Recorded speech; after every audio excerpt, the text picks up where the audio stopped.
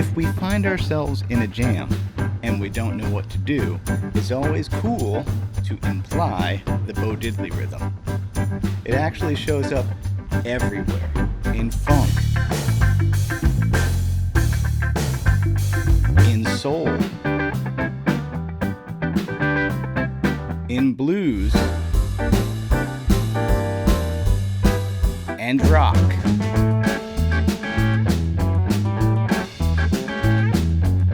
Hey, I'm Eric Haugen. Check the description box below for tabs and backing tracks on my website, information about exactly what sound tools I'm using today, live streams, and more on Patreon, and my courses. It's all on my website. Let's start with the classic Bo Diddley, which is not actually what he's doing on the original track. He's doing something different, but let's first learn the classic Bo Diddley. I'm grabbing a G chord here. We'll look at some more things in detail in a second. So we have a 2-bar pattern. Here is just 2 bars of eighth notes. I want to point out that I'm moving from here, not from here. I talk about that we don't want to be moving like this, especially if we're dealing with this many notes. Now the Bo Diddley thing, the accenting, which comes from son clave, Afro-Cuban stuff, instead of that bar of eighth notes, 1, 2, 3, 4, 5, 6, 7, 8, we're going to accent in groups of 3.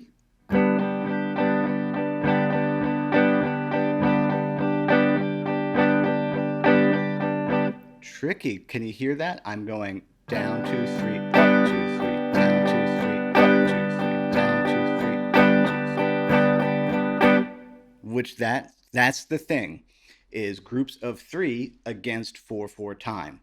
It sounds so cool. So on top of that, he is only going to squeeze that chord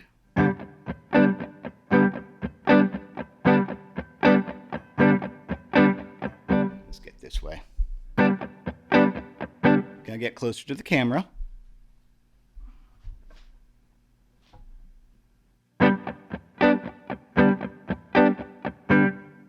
And while I'm close to the camera, let's point out that when I have to strum a lot, I angle my pick differently so I get less resistance from the strings.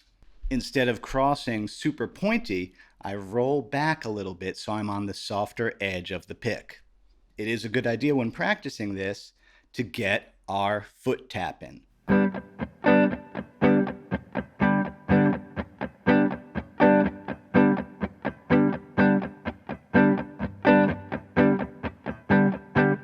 Especially something like this, we want to externalize that rhythm.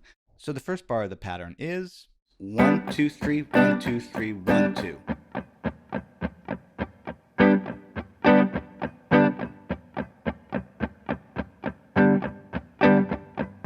Now, the pattern we know as Bo Diddley is a 2-bar pattern. It does that.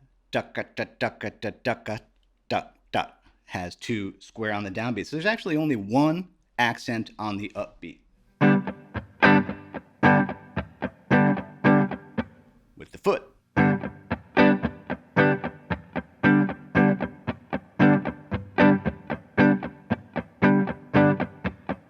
And yeah, let's put on some tremolo.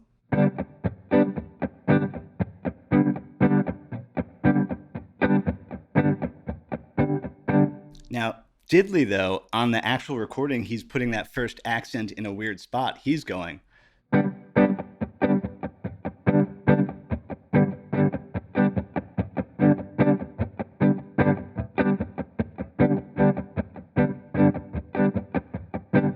He did displace it there. So it is a little bit different on the recording. He's being a little more wily than what we know of as the classic Diddley thing.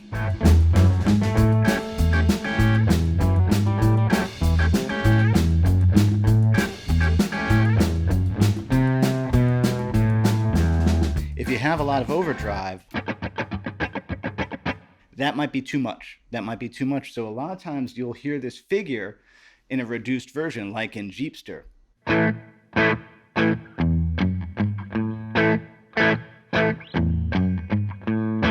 Interesting thing though, he does it 2 different ways. In the intro of the song, it's, and the third accent is on a down. Let's look at my foot.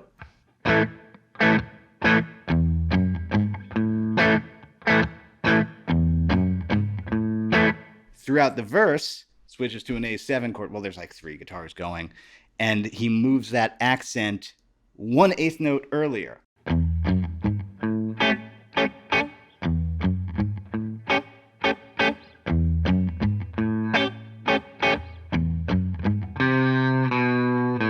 That's tricky.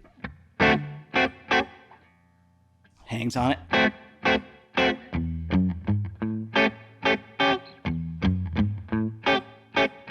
And I love songs like this that are kind of a blues, but not exactly. Oh, girl, I'm just a Jeepster for your love. So fun.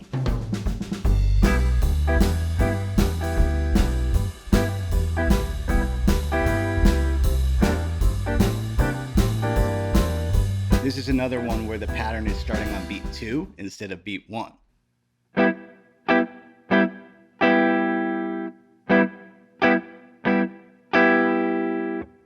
And again, what decides which is down and which is up is the fact that I have externalized rhythm down below.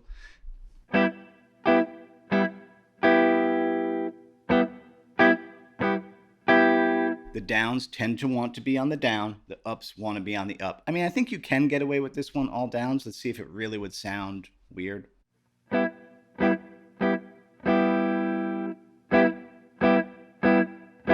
It doesn't sound right to me. It doesn't have that balance of timing.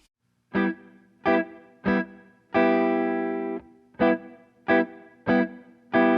that same thing is happening over here.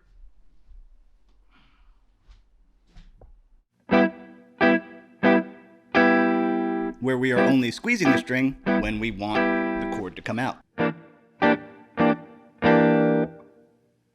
All right, let's look at the whole. Is it in the mood of 12-bar blues? I think it is.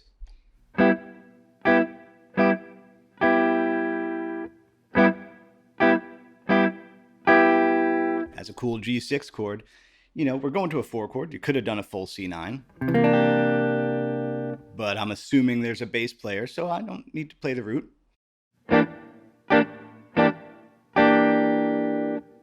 Back to the G6. Could have played a full D9, but meh.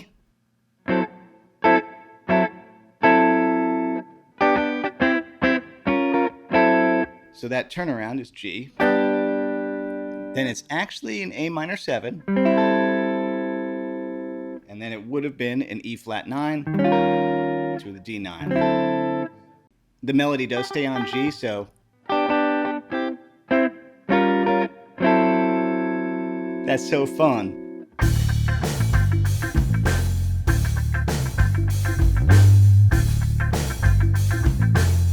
Yeah, the diddly thing is the funk strum pattern too.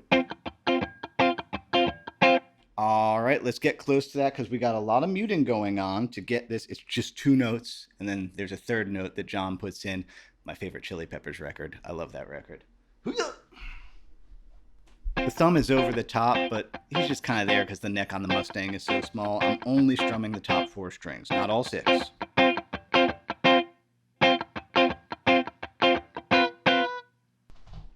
Doing that thing where, yep, only squeezing that chord down when I want it to actually come out. And I think we can hear that diddly accenting in there.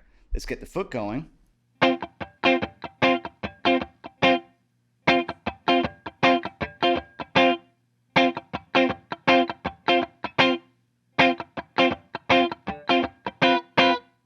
That's all it is.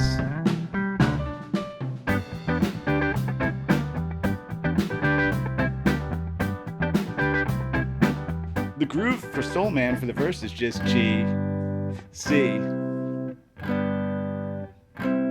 Duck Dunn is over there going.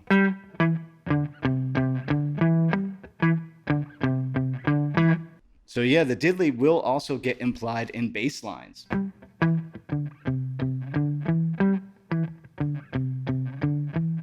So the kernel is up here with the...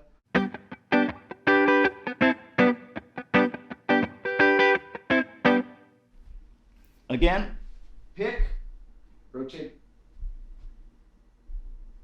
pick, rotated back, chord, only grabbed. Like that's even in the same key as Bo Diddley.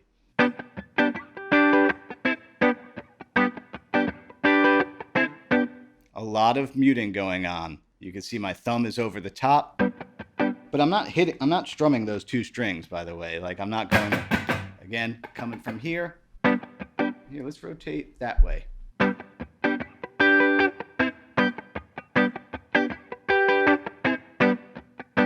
Can we hear that?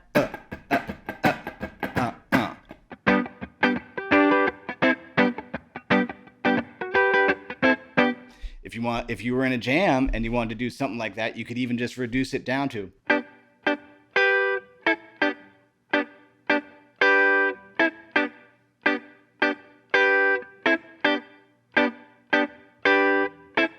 Which that's a big deal, that idea of taking the rhythm and reducing it.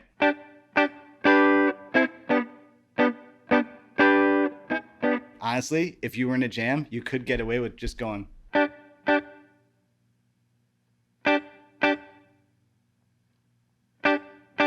Little stuff like that works so well. In conclusion, the steps will go like this when you're working on a song, be it your own song or somebody else's song, and you're not sure what you want to do to contribute to make the song sound better. Remember, step one is not this. Step one is just playing the song in its existing structure. Be that playing the exact same thing as another guitar player in the room. Remember, on records, a lot of times the guitars are doubled up in stereo, so it's not only okay, it's super cool to do that. I know that we sometimes think, well, they're over there, so I should go up there, or I need to do something different. You don't need to do something different. However, once you get the song together and like the bass player's doing what they're doing and everybody's got their parts, that's when you can start to be like, where's the pulse? Maybe I'll be a little bit, maybe I'll start throwing in some small little iteration of this idea, because it's not random and it always works. I have used this trick that the pros use that you don't know. I've used it so many times, at a gig. I don't know what I'm going to do in the verse.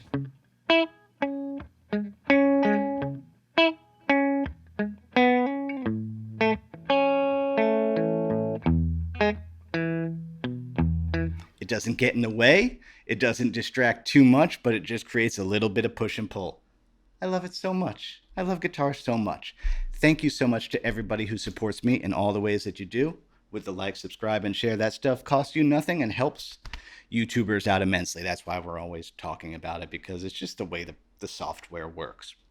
One more time how my business works. On my website, you could check out Patreon, backing tracks, charts, live Q&As, and I also have these comprehensive deep dive courses. I even do have one called Next Level Rhythm that, the Bo Diddley thing, honestly, the Bo Diddley thing shows up in all of my courses. It's one of the essential pieces of my playing, the Bo Diddley variants. As Bill and Ted would say, be excellent to each other. That includes yourself. Happy Friday. Eat pizza.